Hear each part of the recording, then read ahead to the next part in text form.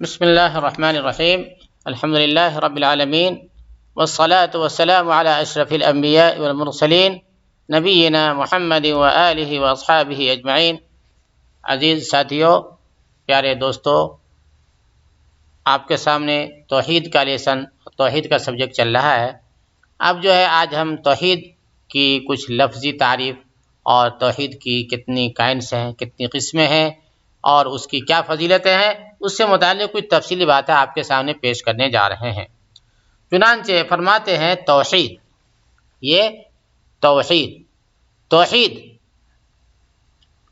واحد ہے، تفصیل کے وزن پر ہے۔ کہا جاتا ہے وحد الشیء، میں نے اس چیز کو اپنایا اور میں اس کے ایک ہونے کا اعتقاد رکھتا ہوں۔ یا فرماتے ہیں کہ توحید جو ہے نا، یہ باب اس میں عربی میں گرامر میں صرف میں باب تفعیل آتی ہے، تو اسی سے بولتے ہیں کہ یہ اسی کے وزن پر ہے، تفعیل کے وزن پر ہے، توحید تفعیل کے وزن پر ہے۔ اور فرماتے ہیں عربی میں کہا جاتا ہے، عربی میں وحد الشیء، میں نے اس چیز کو ایک بنایا، یہ وحد الشیء ہے، اس نے اس چیز کو ایک بنایا، یا میں نے اس چیز کو ایک بنایا، ایک ہی بات ہے، ٹھیک ہے۔ تو اور میں اس کے ایک ہونے کا اعتقاد رکھتا ہوں، یعنی یہ لفظی جو ہے نا، اور اس کی تعریف بتا رہے ہیں، اس کا معنی بتا رہے ہیں، توحید کا جو ہے گرامر جو ہے شبد کے حساب سے اس کا کیا معنی بنتا ہے اس کو بتا رہے ہیں۔ پھر آگے فرماتے ہیں توحید اللہ، یہ جو ہے توحید اللہ یعنی اس بات کا اعتقاد رکھنا کہ وہ اللہ ایک ہی ہے، اپنے رب ہونے میں، اپنے تمام ناموں اور تمام صفتوں میں، اور اس بات کا بھی اعتقاد رکھنا کہ وہی ہمارا رب اور ہم سب کا حقیقی مالک ہے، بس صرف وہی عبادت کیے جانے کا مستحق ہے، صرف وہی عبادت کیے جانے کا مستحق ہے۔ اس کے بعد فرماتے ہیں تو اس طرح توحید کا مطلب یہ ہوا کہ ہر طرح کی جملہ عبادتوں کو، چاہے وہ قولی عبادت ہو یا فعلی عبادت ہو، صرف ایک اللہ کے لیے انجام دیں، اور یہی اسلام کی اساس اور اصلی جڑ ہے۔ پھر اسی سے تمام نظام اور احکام اور سارے اوامر و نواہی پھوٹ کر نکلتے ہیں۔ نیز اصطلاحی طور پر توحید کی 3 قسمیں ہو جاتی ہے، توحید کی 3 قسمیں ہو جاتی اصطلاح میں، اس کو آگے بتاتے ہیں۔ نمبر 1 توحید الربوبیہ، یہ جو ہے نا توحید الربوبیہ،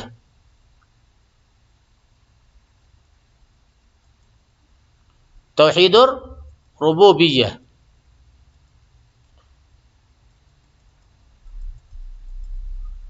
توحید الربوبیہ، یہ ہم ریڈ کلر نکالنا چاہ رہے ہیں، لیکن یہ ریڈ کلر اس میں آ نہیں رہا ہے ڈرائنگ میں۔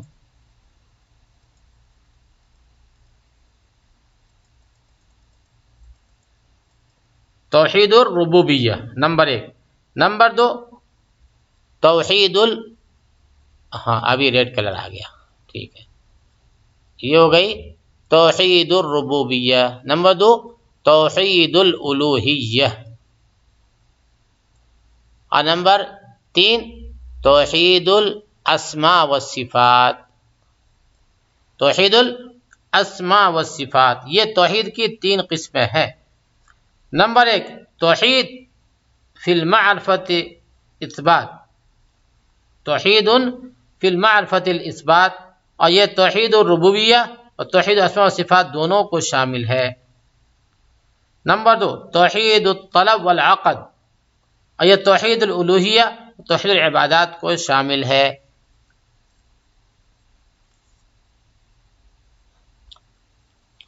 اس کے بعد فرماتے ہیں کہ توحید کی فضیلت، توحید کی قسموں کو تفصیل سے بیان کرنے سے پہلے توحید کی فضیلت پر روشنی ڈالنا ضروری ہے۔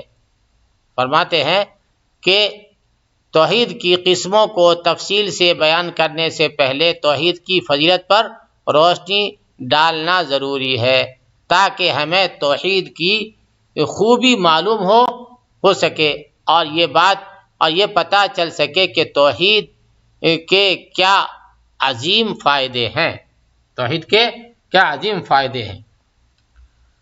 فرماتے ہیں توحید جنت میں داخلہ اور جہنم سے چھٹکارا اور نجات کا سبب ہے۔ توحید کی فضیلت میں سے سب سے بڑی فضیلت یہی ہے، توحید جنت میں داخلہ اور جہنم سے چھٹکارا اور نجات کا سبب ہے۔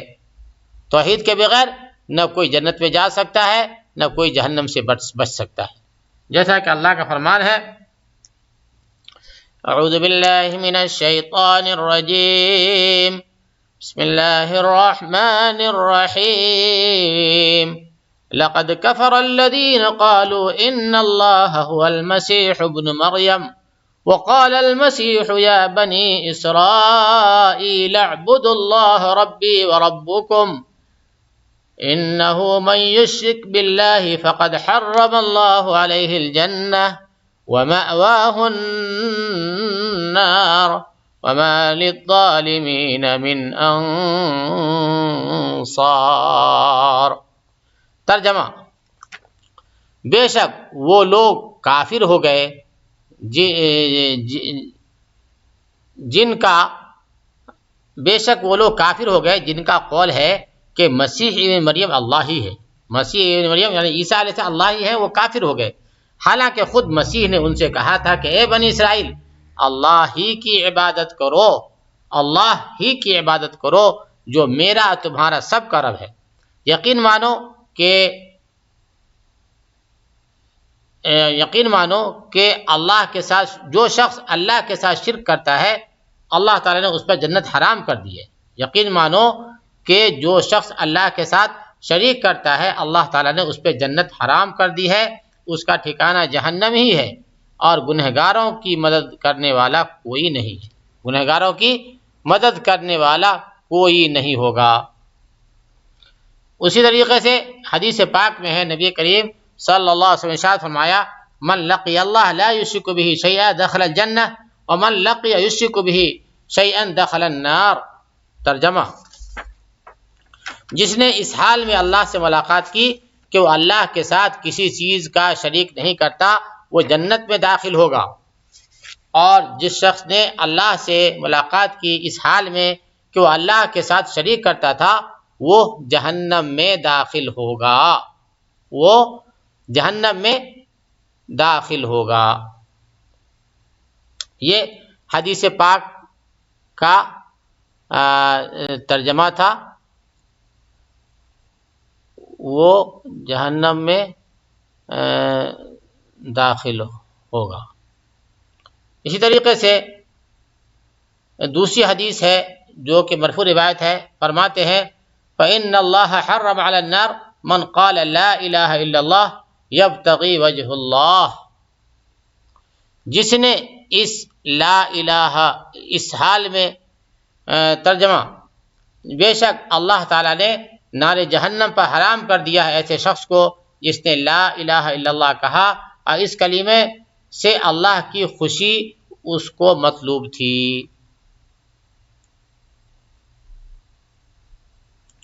بے شک اللہ تعالیٰ نے نار جہنم کو جہنم پر حرام کر دیا ہے ایسے شخص کو جس نے لا الہ الا اللہ کہا اور اس کلمے سے اللہ کی خوشی اس کو مطلوب تھی۔ تو یہ ہوئی جو ہے توحید کی فضیلت سے متعلق حدیث، اور اس کے علاوہ فرماتے ہیں کہ عمل قبول ہونے کے لیے توحید کا ہونا شرط ہے، شرک عمل کی بربادی کا سبب ہے۔ کوئی بھی عمل ہم جو کریں، چاہے نماز پڑھیں، چاہے روزے رکھیں، یا زکوٰۃ دیں، صدقات دیں، یا کسی کی مدد کریں، تو وہ اسی وقت قبول ہوگی جب کہ اس کے ساتھ توحید بھی ہو، بندہ موحد ہو۔ اگر بندہ موحد نہیں ہے تو اس کی عمل بھی کوئی فائدہ نہیں ہے، اس کے سارے اعمال برباد، اس کو جنت میں جانے کا کوئی ذریعہ، کوئی سہارا نہیں ہے۔ وہ جس دن اس دنیا سے جائے گا وہ خالی ہاتھ لوٹ کے جائے گا، وہ خالی ہاتھ جائے گا۔ اللہ تعالی ہم سب کو سچا موحد بنا دے۔ تو آگے فرماتے ہیں عمل قبول ہونے کے لیے توحید کا ہونا شرط ہے، عمل قبول ہونے کے لیے توحید کا ہونا شرط ہے، اور شرک عمل کی بربادی کا سبب ہے۔ اللہ تعالیٰ کا فرمان ہے وَلَقَدْ أُوحِيَ إِلَيْكَ وَإِلَى الَّذِينَ مِن قَبْلِكَ لَئِنْ أَشْرَكْتَ لَيَحْبَطَنَّ عَمَلُكَ وَلَتَكُونَنَّ مِنَ الْخَاسِرِينَ۔ اس آیت کو پھر سے سنیے، اعوذ باللہ من الشیطان الرجیم وَلَقَدْ أُوحِيَ إِلَيْكَ وَإِلَى الَّذِينَ مِن قَبْلِكَ لَئِنْ أَشْرَكْتَ لَيَحْبَطَنَّ عَمَلُكَ وَلَتَكُونَنَّ مِنَ الْخَاسِرِينَ۔ ترجمہ، یقیناً تیری طرف بھی اور مجھ سے پہلے، یقیناً تیری طرف بھی اور تجھ سے پہلے کہ تمام نبیوں کی طرف وحی کی گئی کہ اگر تو نے بھی شرک کیا تو بلا شبہ تیرا عمل ضائع ہو جائے گا، اور بالیقین تو ضیاء کاروں میں سے ہو جائے گا۔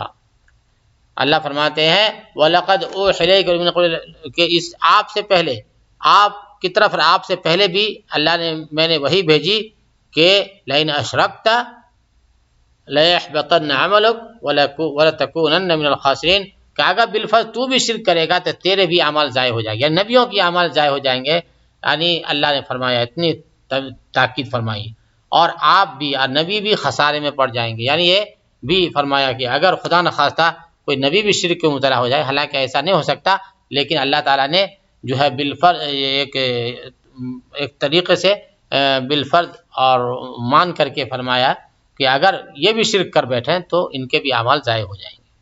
ٹھیک ہے، اس کے بعد دوسری جگہ اللہ کا ارشاد ہے فَمَنْ كَانَ يَرْجُو لِقَاءَ رَبِّهِ فَلْيَعْمَلْ عَمَلًا صَالِحًا وَلَا يُشْرِكْ بِعِبَادَةِ رَبِّهِ أَحَدًا۔ تو جسے بھی اپنے پروردگار سے ملنے کی آرزو ہو اسے چاہیے کہ نیک اعمال کرے اور اپنے پروردگار کی عبادت میں کسی کو شریک نہ کرے، کسی کو شریک نہ کرے۔ سورہ الکہف کی آخری آیت ہے۔ امام ابو عبداللہ الشتری نے کہا، امام ابو عبداللہ استری رحمۃ اللہ علیہ نے فرمایا کہ ایمان قول عمل نیت اور سنت ہے، ایمان قول عمل نیت اور سنت ہے، پس اگر بغیر عمل کے صرف قول ہے تو یہ کفر ہے، اور اگر قول اور عمل بھی ہے لیکن نیت نہیں ہے تو یہ نفاق ہے، اور اگر قول ہے اور نیت بھی ہے اور عمل بھی ہے لیکن سنت کے مطابق نہیں ہے تو وہ بدعت ہے، وہ بدعت ہے۔ توحید خطاؤں کو مٹاتی ہے، یعنی توحید کی ایک فضیلت یہ بھی ہے کہ توحید خطاؤں کو مٹاتی ہے، توحید خطاؤں کو مٹاتی ہے، برائیوں کو دور کرتی ہے اور گناہوں سے پاک کرتی ہے۔ حدیث قدسی میں اللہ کا فرمان ہے یا ابن آدم لو اتیتنی بقراب الارض خطایا ثم لقیتنی لا تشرک بی شیئا لأتیتک بقرابها مغفرہ۔ پھر سنیے، یا ابن آدم لو اتیتنی بقراب الارض خطایا ثم لقیتنی لا تشرک بی شیئا لأتیتک بقرابها مغفرہ۔ اے ابن آدم، اے انسان، اگر تو میرے پاس آیا اس حال میں کہ تیری خطائیں زمین کے مقدار کے برابر ہے، یعنی زمین میں جتنی کچھ ہے اس کے برابر تیرے گناہ ہیں، پر مجھ سے ملاقات کی اس حال میں کہ میرے ساتھ کسی کو تو نے شریک نہیں کیا، تو میں آؤں گا تیرے پاس زمین کے مقدار کے برابر مغفرت لے کر کے۔ یعنی تو کتنا بھی گناہ لے کر کے آئے لیکن شرک میں لے کے نہیں آئے تو میں تمہاری مغفرت کروں گا۔ تو بھائیو، توحید کتنی ضروری ہے، کتنی اہم ہے، اس کا ہمیں اس سے اندازہ ہو جاتا ہے۔ اللہ تعالی ہم سب کو سچا موحد بنائے، اللہ ہم سب کو شرک و بدعت اور کفر سے ہم سب کی حفاظت فرمائے، ہم سب کا خاتمہ بالخیر ہو اور سچی پکی توحید کے ساتھ ہم سب کا اس دنیا سے جانا نصیب ہو جائے۔ وآخر دعوانا ان الحمد للہ رب العالمین۔